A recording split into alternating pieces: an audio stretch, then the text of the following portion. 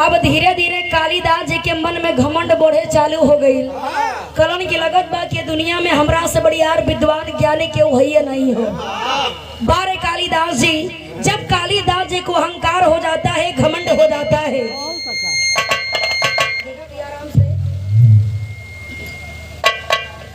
कालिदास जी को जब अहंकार हुआ, बड़ा ही सुंदर लाइन हमरे कवि जी लिखले हुए। कहना है मास्टर एक लाइन गजल का अंदाज हो।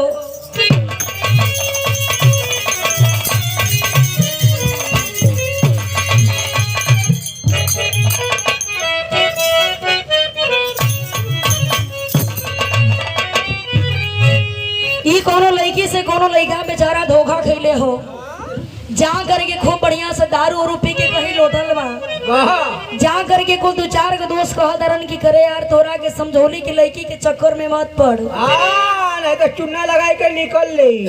जिंदगी तोर बेचारा बड़ा झंड हो जाई, लेकिन तू हमरे बात के नहीं मनला। लड़का कहता है कि अरे हमके का पता रहल कि हमारे खाली एक तरफा प्यार हो। तो झंड बना के घूमो। गौर करिहन, उ लड़का बेचारा अपन दिल का हाल बतावत रहल कि चूना लगा के तो चलिए गई, लेकिन हम का बताएं कि हमरा दिल पर का गुजरता। कहे का कहे मास्टर,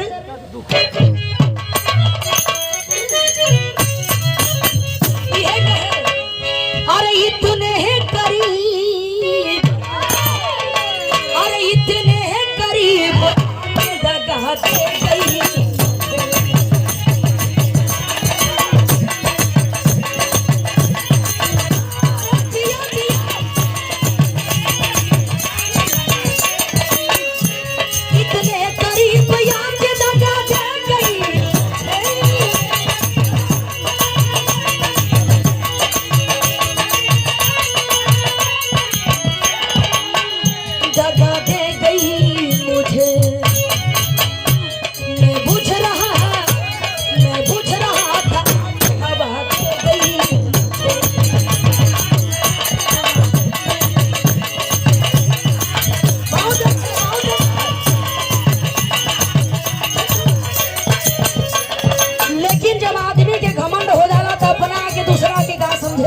कहना है गुरूर में इंसान कोई इंसान ना है,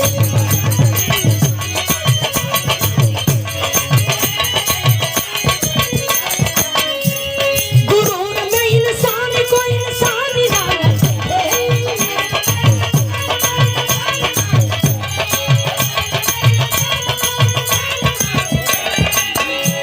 इंसान ना दिखे। छत पे चढ़ा तो जैसे मकान है,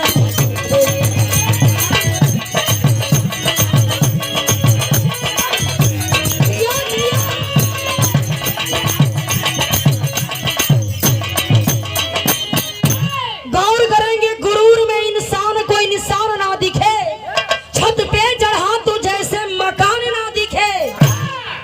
देखें आदमी के जब अहंकार घमंड हो जाला, वो अपना के दूसरा के कुछ समझ में नहीं करी। कवि जी के अंदर बहुत बड़ा अहंकार बा, बहुत बढ़ियार घमंड हो। कालिदास जी सोचत हुन की लगत बा कि दुनिया में हमरा से बढ़ियार ज्ञानी केहू है नहीं हो। प्रणाम करती हूँ, बहुत बहुत धन्यवाद। मालिक हरे के मोड़ पे तरक्की दे, यही हमारी दिल से कामना है। लेकिन गौर करेंगे बाबू, कालिदास जी को बहुत बड़ा अहंकार है। एक दिन का बात बा, कालिदास जी अपना घर से बाहर निकल करके कहीं घूमे बदे चलन। जब घूमे बदे चलन, कुछ दूरी पर चलल हो बाबू, देखें कुछ दूरी पर जाने के बाद बहुत ही भारी जंगल दिखाई देता है। जेठ बैसाख का महीना बाद जंगल के बीचों बीच कालिदास जी पहुंचलन। और जब कालिदास जी को बहुत बिजोड़ प्यास लगल, जा करके पूरे जंगल के छान मरलन, लेकिन कालिदास जी को कहीं भी एक बूंद पानी नहीं मिला। कालिदास जी अपने मन में विचार करते उनके, हे भगवान इतना बिजोड़ घाम लगा था, यदि कोई पानी ना मिली तब तो हम देखो तो नहीं हमारी जान चलिए जाई। देखें कालिदास जी आज इसी बात को सोच करके एक पेड़ के छाया में बैठ के इंतजार करते हो कि आखिर हम का करी, जब तक पानी मिली नहीं तब तक शरीर हिली नहीं। उहे रास्ता पकड़ करके एक ग्वालिन सर पर घड़ा लेकर के जा रही थी।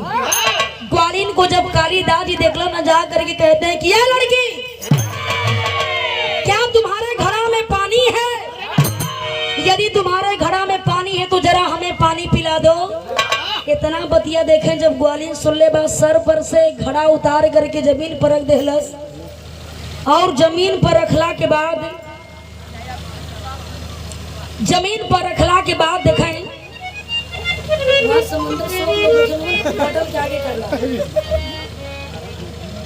गौर करेंगे बाबू। देखिए आखिर में कालिदास जी कलन के यदि तुम्हारे घड़ा में पानी है तो जरा हमें पानी पिला दो। अब कोनो फायदा ना हो देखिए आखिर कालिदास जी कलन तुम्हारे घड़ा में पानी है तो जरा हमें पानी पिला दो। ग्वालिन बड़ी चलाक रहल, कलश की सुनिए मैं आपको पानी जरूर पिलाऊंगी, लेकिन इससे पहले आपको एक काम करना पड़ेगा। ग्वालिन कहती है मास्टर का कहीं नरम की लाइन से कहना है,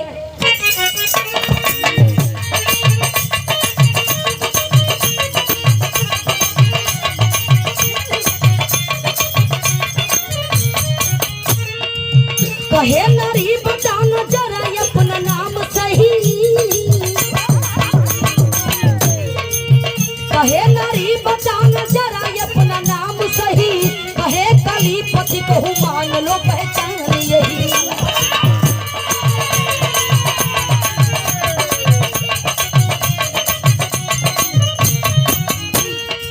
सुंदरी कहाँ की शर्मया बिना बताने में, सुंदरी कहाँ की शर्मया बिना बताने में, पथिक तो ही आदि अंत से जमाने में।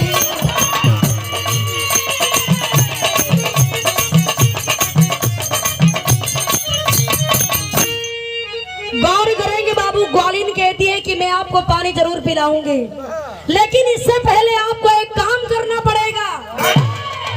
कालिदास जी पूरा अहंकार में घमंड में चूरमा कलन के हेकर देखा, ऊपर से नीचे ले लगा दिया कि एक नंबर के गवार लड़की बा, हमरा से कह दिया कि तोहरा के एगो काम करे के पड़ी। कलन की बताओ क्या बात है।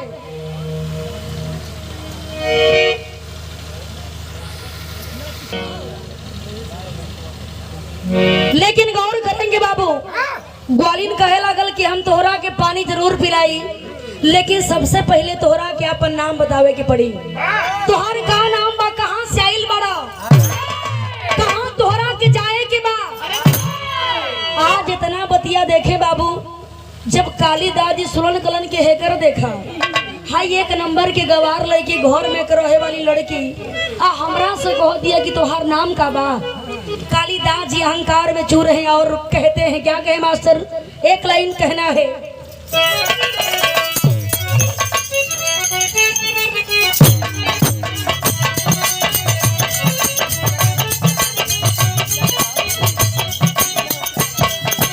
ये गीत के लाइन हो कोनो यही गर्मी के मौसम में कोनो दुल्हन अपना सैया से कह दिया, का कहे, रतिया होले गर्मी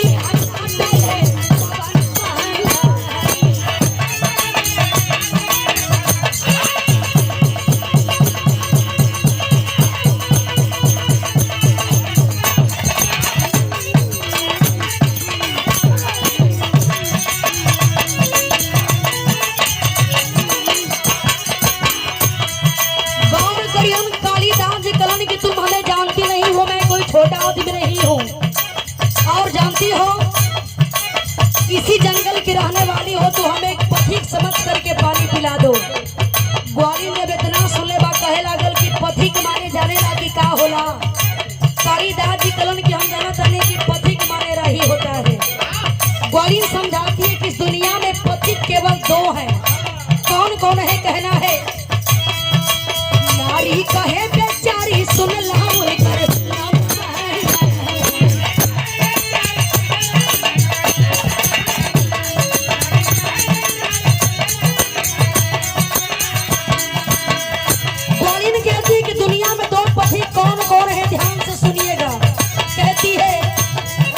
सूरज दूसरा चांद हरदम चलत रहे दिल।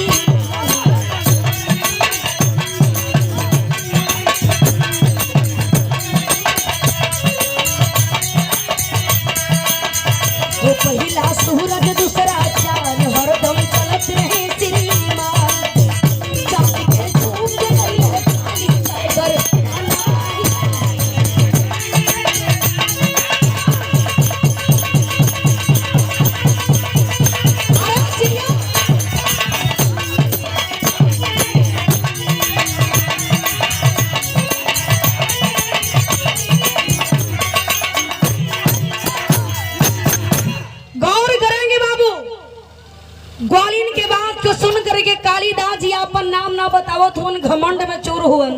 कलन की आई घर में रहे वाली मेहरारू हमार नाम जान के का करे कि हम के बने, एकरा के नाम से का मतलब हो। कलन की सुनो मैं एक पथिक हूँ। ग्वालिन कहती कि इस दुनिया में मात्र केवल 2 पथिक हैं। पथिक माने बाबू राही होता है जो चलते रहते हैं। ग्वालिन कहे लागल कि इस दुनिया में मात्र केवल 2 पथिक हैं, आप तीसरा पथिक कहाँ से आ गए। कालिदास जी कलन के हेकर देखो, हम इतना बढ़ियार विद्वान बने ज्ञानी बने, आई हमरे के सिखावत है कि इस दुनिया में केवल 2 पथिक हैं। कलन के 2 पथिक के हो देखें बाबू। ग्वालिन बताती कि इस दुनिया में मात्र केवल 2 पथिक हैं, पहला सूरज और दूसरा चांद, जो बराबर चलते रहते हैं, बराबर चक्कर लगाते रहते हैं और कभी थकने का नाम नहीं लेते हैं। और आप अपने आप को पथिक बता रहे हैं। इस दुनिया में केवल 2 पथिक हैं, पहला सूरज और दूसरा चांद, जो बराबर चलते रहते हैं, कभी रुकते नहीं हैं। इतना बतिया जब कालिदास जी सुनन चुपचाप बैठ करके कपार खजवावत उनके हेकर देखो, हाई हमरे आगे के लड़की हम रही के सिखावतिया। खैर कोनो बात नहीं हो, घमंड में चूरवन कलन की जब छोटी छोटी बात बता के का उखाड़ पाई, ऐसे कोनो मतलब ना। कलन की जान के लिए भाई कि तू बड़का ज्ञानी बाड़ू। हाँ, जो उपारे के बाद में उपारी आदमी हुआ तू ना करी ऐसे हमरा के काम मतलब हो। देखा तू बड़का ज्ञानी मत बना, प्यास लगल बा पानी पिला दा। ग्वालिन कहे लगल कि जब तक आप हमें अपना नाम नहीं बताएंगे तब तक मैं आपको पानी नहीं पिला सकती। इतना बतिया सुनते कालिदास जी गुस्सिया कर कि हम का बताएं। एक तो हमरे सामने आगे का हमरे आगे का लड़की हमें के सिखावत दिया, वही हमरा के प्यास लगल ना रहा तो तोहरा के बता देती कि हम का चीज बने। हाँ, 2 पुड़िया भेजे लेके पानी पी ले। तू केकर बात करत हुआ, वो बेचारू संगे रह के देखे कर कि 2 पुड़िया भेली बेचारी लेके घूमत रहा। गौर करेंगे बाबू।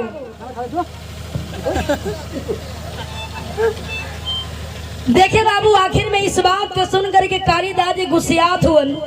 कालिदास जी को तो बहुत बड़ा घमंड बा कि हमरा से बढ़ियार ज्ञानी है दुनिया में केहू है नहीं हो। अहंकार में चूरे कलन की पानी पिला दो। ग्वालिन कहती है कि आप अपना नाम जब तक नहीं बताएंगे तब तक मैं आपको 1 बूंद पानी नहीं पिला सकती। इस बात को सुन करके कालिदास जी फिर कहलन है का, एक लाइन गीत की लाइन हो, कहना है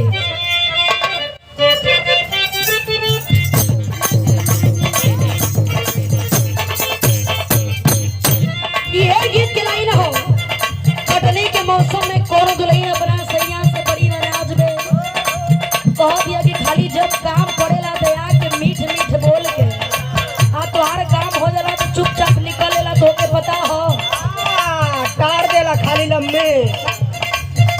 ए बात के सुन करके दुल्हा कहता तोहरा कहला के मतलब का हो। दुल्हन कह दिया कि कटनी करवा ले बा, कहबा कि झुमका गढ़ाई झुलनी गढ़ाई, लेकिन आज ले कुछ वादा पूरा नहीं कैला। नाराज भी अपना दुल्हा से बतावे का कहे, खाली फुसुलाई के करावला कटनिया हो, खाली फुसुलाई के करावला कटनिया हो, कहीं के भी झुलना झुलनिया।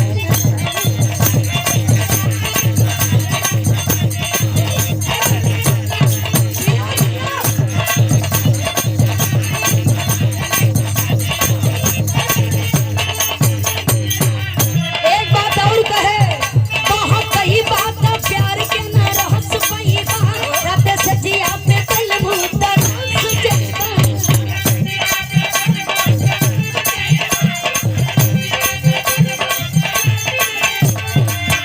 बहुत कही बात प्यार के न रहस पैबा, रात से जिया पे कल मुदर सुचेता।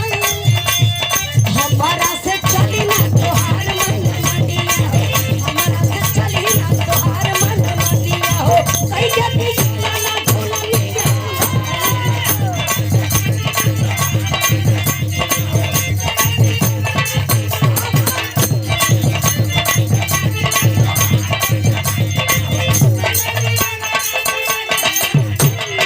लेकिन इस गीत बा ग्वालिन से कालिदास जी कहत हुआ का कहलन, काली घुसियाई के ही कहले बचनिया हो, काली घुसियाई के ही कहले बचनिया हो,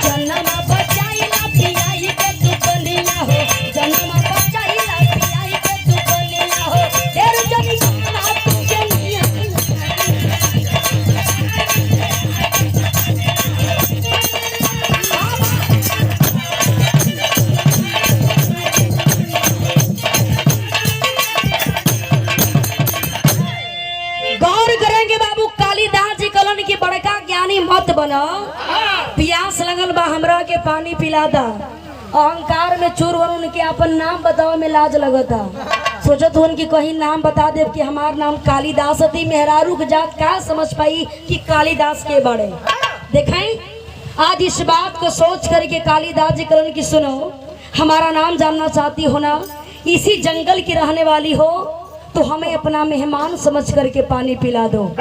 इतना बतिया देखें बाबू जब ग्वालियर सुन ले बा, डांट करके कहने लगी आप अपने आप को मेहमान बता रहे हैं, इस दुनिया में मात्र केवल 2 मेहमान हैं, आप तीसरा मेहमान कहाँ से आ गए। अब तक कालिदास जी के पूरा गुस्सा 7वां आसमान पर चढ़े लागल। कलन के भैया जब कोनो बात निकाला तनी लगता कि दूधू का डिग्री लेके बैठल बिया का। कलन के देखा तू ढेर हमरा के पढ़ावा सिखाओ मत, प्यास लगल बा पानी पियावा नहीं तो जान चल जाई। ना पिएबू तो गगरी फोड़ दे। कालिदास तोहरे में थोड़े आदमी रहल। हाँ पानी बहरे गिर जाई। गौर करेंगे नहीं, एमन शक ना हो, एमन कोनो दिक्कत ना हो, बेचारे को ने पास होन। देखा भैया इनकर नाम बतौले ना कि इनका नाम मुसाफिर यादव हो। यादव जी इतना चलाक हो कि इनकर चेहरा आप लोग बढ़िया से पहचान लीहन। बढ़िया से पूरा मोछ दाढ़ी बनवा दिहल जाए, कपारे पिन के गोल की टोपी लगा दिहल जाए, एगो झोला लटका दिया जाए तो लगी बेचारों की नेपाल से हिंग बेचे बदयाल हो। हाँ शीला जी तो है एनर्जी बढ़ावा लेके लोगों ने। ये ऐसा आदमी हो। गौर करेंगे देखिए आखिर में आज कालिदास जी कलन की का बताई, भगवान तो ऐसा जगह फंसा देले बड़ा। लेकिन कालिदास जी घमंड में चूरवन कलन के हम अपन नाम बता के का करब। ग्वालिन कहे लागल कि तू अपने आप के बड़का कहत रहा कि मैं मेहमान हूँ, इस दुनिया में केवल 2 मेहमान हैं, आप तीसरा मेहमान कहाँ से आ गए। कालिदास जी कलन के अच्छा यदि 2 मेहमान के बा हमरा के बता सकेलू। ग्वालिन कहती है कि कान खोल करके सुनिए कि इस दुनिया में 2 मेहमान कौन कौन है। कहती है मास्टर तेरी कलाइन से कहना है।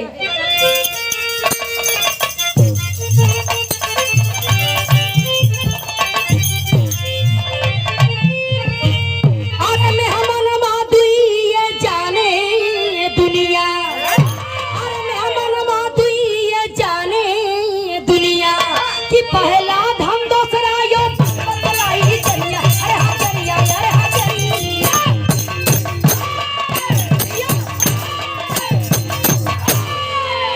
गौर करेंगे बाबू, ग्वालिन के इस दुनिया में मात्र केवल 2 मेहमान हैं। 2 मेहमान कौन कौन हैं? पहला मेहमान ये धन है, 2, 4, 10 लाख रुपया आप लोग कमा के रख ले बा। अच्छा बा कि हमेशा वो रुपया हमारे पास रहे तो रुपया आप लोगों के पास कबो टिकिए ना सकेला। आवत रही जात रही, आता है और चला जाता है। तो पहला मेहमान ये धन होता है जो मेहमान के जैसे आता है और चला जाता है। और दूसरा मेहमान यहाँ जवानी होती है जो आती है मेहमान के जैसे और चली जाती है।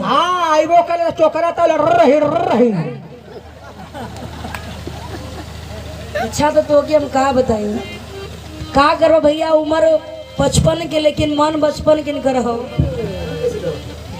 कि ना जानी हम। ये इतना साफ सुथरा आदमी उनकी अपन रियलिटी बात मंच पर बतावेलन कि चाहे कुछ हो जाए, इनकर ऊपर जैसी इनकर जवानी बीतल बा सबके बताओ, इनकर जवानी बेचारों के हित रहल है। गौर करेंगे बाबू, कालिदास जी बड़ा परेशान हुअन। कलन आके सुना हमरा के तू बड़का ज्ञानी मत बना भाई। ग्वालिन समझा देती है कि इस दुनिया में केवल 2 मेहमान हैं। पहला मेहमान यह धन होता है जो आता है और चला जाता है। दूसरा मेहमान यह जवानी होती है जो मेहमान के जैसे आती है और चली जाती है। और आप अपने आप को मेहमान बता रहे हैं, आपके बस की बात नहीं है। इतना बतिया देखा जब कालिदास जी सुना तो उनका दिमाग कामे नहीं करता।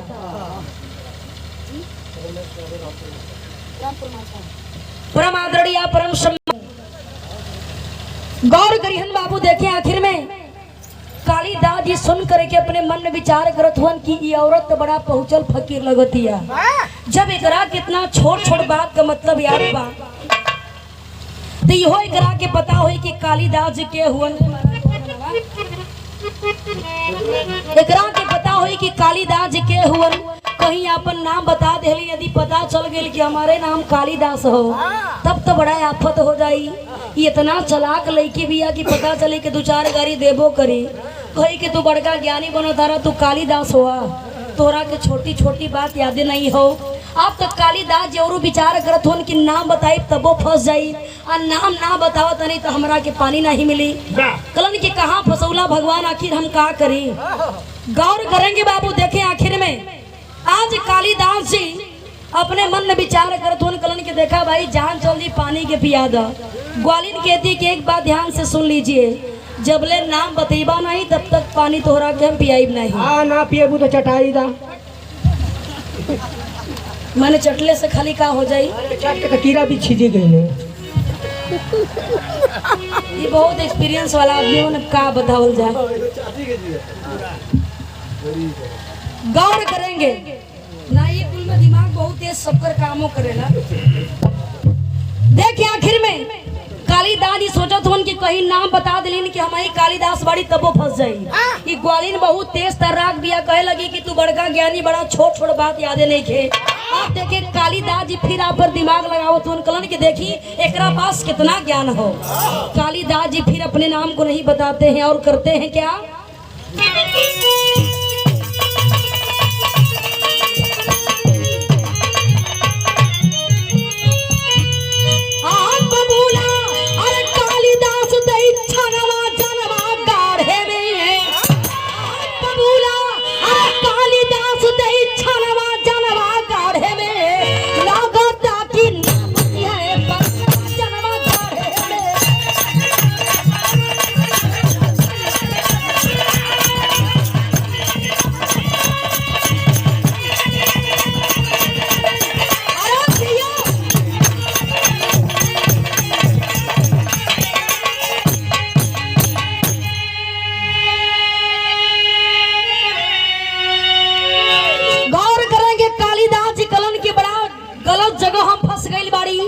कलन की सुनो, हमारा नाम जानना चाहती हो ना, तो मैं एक बहुत बड़ा सहनशील हूँ। जरा गौर करेंगे बाबू, हमारे बीच में सभी लोग पढ़े लिखे लोग बैठे हैं। ग्वालिन बड़ी बढ़िया बात बताती है, कहती है कि आप क्या कहें। कालिदास जी कलन की सुनो, मैं एक बहुत बड़ा सहनशील हूँ, हमसे बड़ा सहनशील कोई नहीं हो सकता, और हमें एक सहनशील समझ करके पानी पिला दो। इस बात को सुन करके ग्वालिन कहती है कि आपको शर्म नहीं आ रही है, आप अपने आप को सहनशील बता रहे हैं। इस दुनिया में मात्र केवल 2 सहनशील हैं, जिसे मैं ही नहीं बल्कि सारी दुनिया जानती है, और इस धरती पर प्रमाण है। कालिदास जी का अब तो माथा टनके लागल, अब दिमाग नहीं काम करता। कलन की देवी जब कुल जनते बाड़ू तो इहो बता दा कि दुनिया में 2 सहनशील बा के देखें। बड़ी मार्मिक बात बतलाती है वह ग्वालिन, आल्हा के लाइन से कहना है क्या,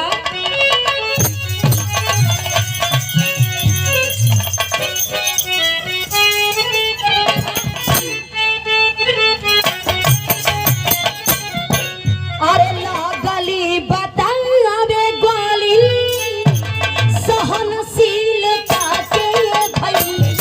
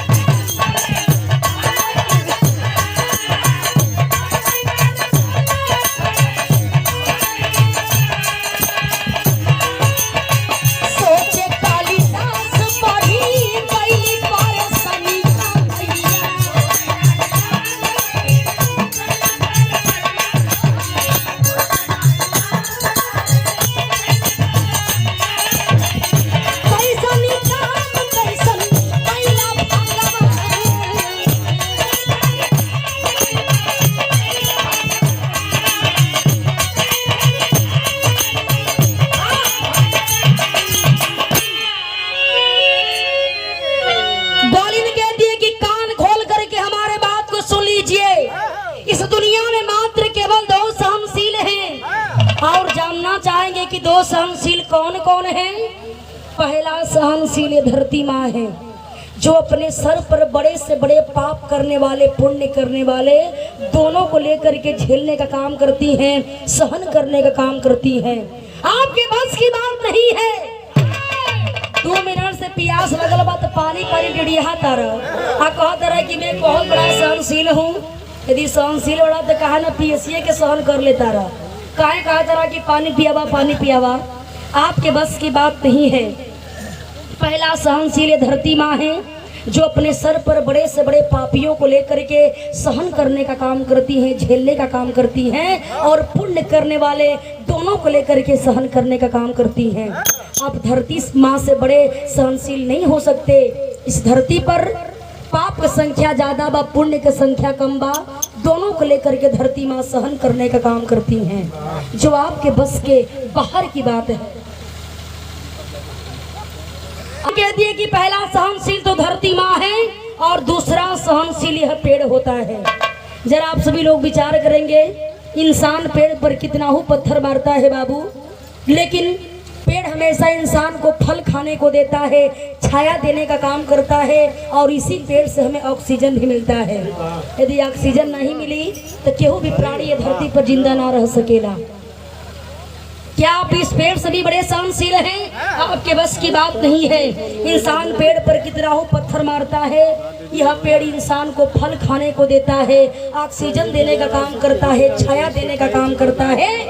इतना ही नहीं, जब ये पेड़ के टहनी सूख जाला, आज सबके घर घर में गैस सिलेंडर हो गई बा, लेकिन सभी लोग अमीर नहीं हैं, सभी लोग पैसे वाले नहीं हैं। बहुत लोग गरीब इस धरती पर पड़े हैं, जो इसी पेड़ के सूखी टहनी को काट करके अपने घर में लाते हैं, भोजन बनाते हैं, तब जा करके उनका पेट भरता है।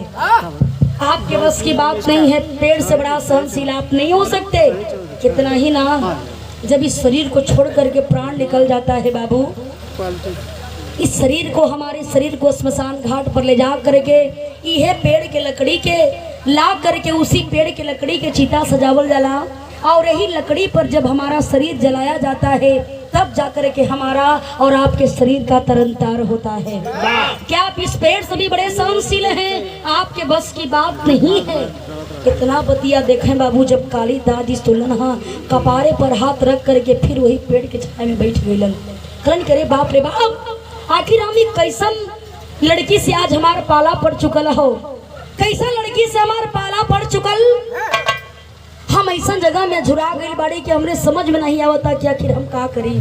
देखे बाबू, कालीदास जी अपने मन में विचार करते हैं कि यह ग्वालिन कोई साधारण नारी नहीं हो सकती, ये जरूर कोई न कोई देवी का रूप है। कलन की आप जान जाई चाहे रही, लेकिन ये बात की हम पता जरूर लगाई कि कोई साधारण लड़की इतनी ज्ञान की बात नहीं बता सकती है। ये कोई साधारण लड़की नहीं, बल्कि कोई जरूर देवी दिखाई दे रही है। कालीदास जी कलन की प्यास लगल बा, पानी पिला दा। ग्वालिन कह दिए कि मैं आपको पानी नहीं पिला सकती जब तक आप अपना नाम नहीं बताएंगे।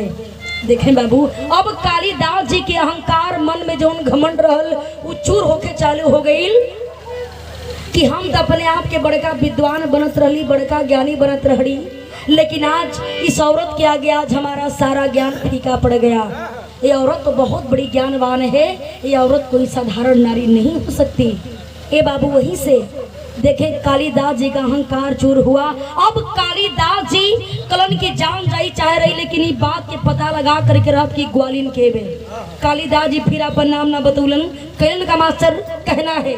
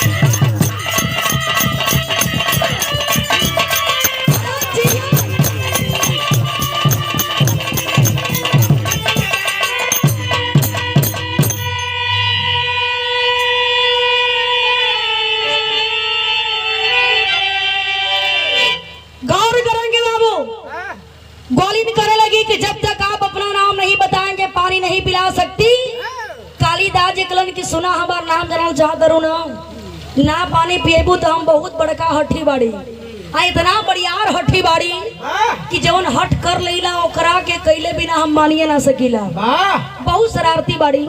इतना बतिया के देखा जब ग्वालिन सुनले बा कहे लगल कि पानी तो होगे पिए के हो, प्यास तो होगे लगल बा पियावे के हमके हो। अब बड़का ताव देखा तारा हड्डी बना तारा नाम ना बतीबा हम जाता नहीं।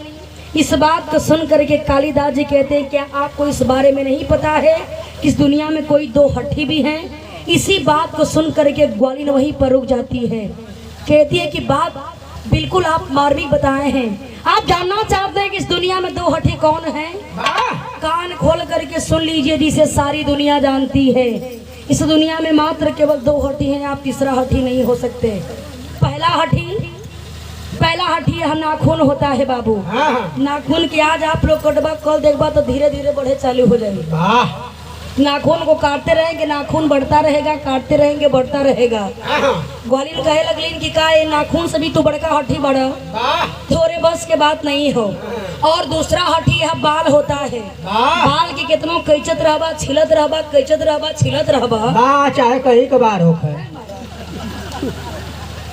माने कुछ तो से के पूछा था, अरे मोच कहत है और काम कहत है।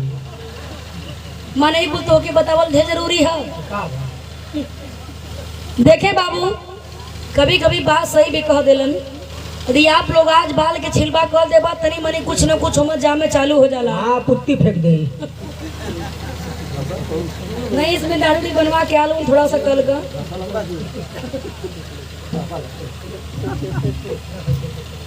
देखे बाबू ग्वालिन कह दिए कि दूसरा हड्डी बाल होता है।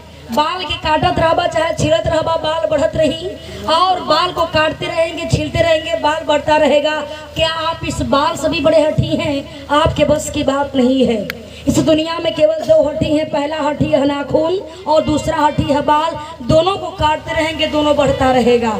इतना बतिया सुनते बाबू बिना सोचे बिना समझे कालिदास जी जा करके उस ग्वालिन के पैर पर गिर जाते हैं। कलन के देवी आखिर आप के बानी? हमरा के पता बा कि आप कोई साधारण नारी नहीं हो सकती। आप कोई साधारण नारी नहीं हो सकती हैं। आखिर आप के बानी हमरा के बता सकीला? आज इस बात को सुन करके बाबू दिखाएं। ग्वालिन कहने लगी कि आप जानना चाहते हैं कि मैं कौन हूँ? ए बाबू वह ग्वालिन कोई साधारण नारी नहीं बल्कि वो भद्रकाली थे। साक्षात्कार रूप में आकर के दर्शन देती हैं। कहती हैं कालिदास तुम्हें बहुत बड़ा घमंड हो चुका था, अहंकार हो चुका था कि इस दुनिया में हमसे बड़ा ज्ञानी कोई नहीं है। इस बात को अपने मन से निकाल देना। यह धरती वीरों से खाली नहीं है। आज तुम बहुत बड़े विद्वान ज्ञानी हो तो कल तुमसे भी बड़ा विद्वान ज्ञानी इस धरती पर कोई पैदा हो सकता है। अपने आप पर अहंकार मत करना। जब तुम्हारे जैसे विद्वान को ज्ञानी को अहंकार हो जाएगा तो हमारे सृष्टि का क्या होगा? इसी तुम्हारे घमंड को चूर करने के लिए, अहंकार को चूर करने के लिए हमें इस धरती पर ग्वालिन का भेष बना करके आना पड़ा ताकि मैं तुम्हारे चेहरे से, तुम्हारे आँख से अज्ञान के पर्दे को हटा सकूं। एक बात कान खोल कर सुन लो, इंसान चाहे बड़ा हो चाहे छोटा हो, किसी भी इंसान को कभी भी अपने आप पर अहंकार और घमंड बाबू नहीं करना चाहिए। ये 4 दिन का जिंदगी बा हंस के प्रेम से बिताला। ऐसे सब लोग बैठल बा लगेला कि आदमी के कबो मरही के नहीं हो, लेकिन जब एक लाश घर से बाहर निकलेला बाबू देखला के बाद बस ये मन कहला कि सब कुछ छोड़ छाड़ करके कहीं दुनिया छोड़ करके दूर चल जा। एली की दुनिया में कुछ बा नहीं। माया जाल में फंस करके मालिक ऐसा ही डोरी बांध देले हुवन कि सब लोग अपना अपना में परेशान बा। स्वार्थ में पड़ करके ना तो भाई भाई के होता, ना तो बाप बेटा के होता, ना तो बेटा बाप के होता। कितना जमाना बदल चुकल हो, लेकिन ये दुनिया में क्यों रहे नहीं आइल हो। 2000 का, 10,000 का, 1 लाख का, 2 लाख का यदि आप लोग सामान खरीदबा वो सामान के गारंटी वारंटी दोनों मिलेला। लेकिन इस शरीर मालिक ऐसा बना करके भेजले हुवन बाबू कि शरीर का ना तो कोनो गारंटी बा ना तो कोनो वारंटी हो। कब मालिक कब कलम डोल रही, कब हमने की दुनिया छोड़ के जाए के पड़ी, कब बेचारू बोलो छोड़ कल ना बोले इनकर भी कोनो गारंटी नहीं हो। अरे हम जिये भाई ढेर दिन ले फोन लन हमारे खुद हमारे पर पैसा मिल रहा दवाई के जो जिये की कब ले नहीं बढ़िया बेचारो बढ़िया जूस का सेवन भी करेलन। जब ले 75 रुपया 3-4 ठे जाई नहीं तब ले मनबो नहीं करेला। अरे जा लइका का हो गिलन केहू तेरा देख लेला इतने बहुत ज्यादा हो नाती के तबू तू नहीं हमरा के लगता देख पैबो ना ना ना ऐसा होइए ना सकेला। गौर करेंगे बाबू 4 दिन का जीवन हो कोनो भी सामान की कपड़ा बा धोती बा फाट जाई माता मही लोगन ये धोती के साड़ी के लेवा पे चढ़ा दिहल हो सध जाला।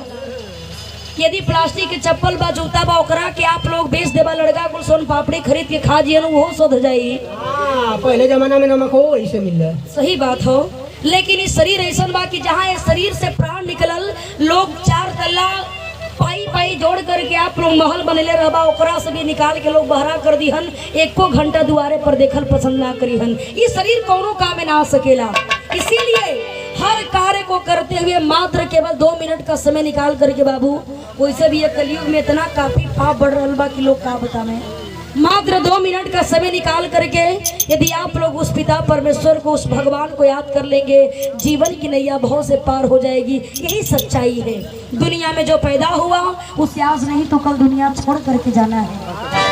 आखिरी लाइन में कहना है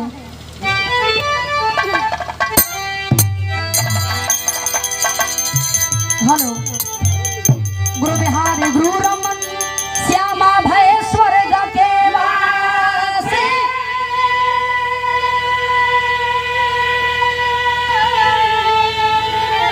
भोला भरोदर भी सुना अरे सिया राम अभिलाषी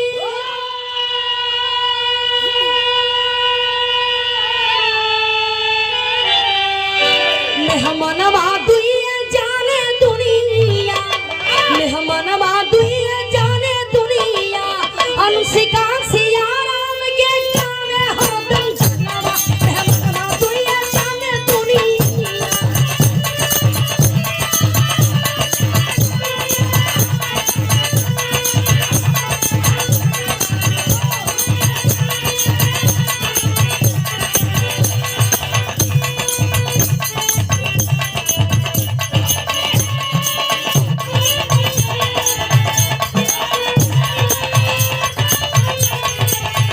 तेरा साथ ना छोड़े तेरा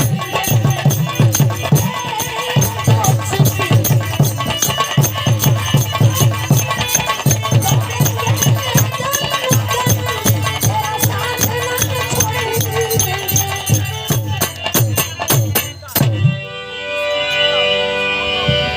ये देखिए गुड्डू सिंह टीका होरमोसपुर के ऐतिहासिक धरती से आपके ओर से 101 रुपया से सम्मान बहुत बहुत मैं स्वागत करती हूँ सम्मान करती हूँ प्रणाम करती हूँ बहुत बहुत धन्यवाद प्रणाम बा।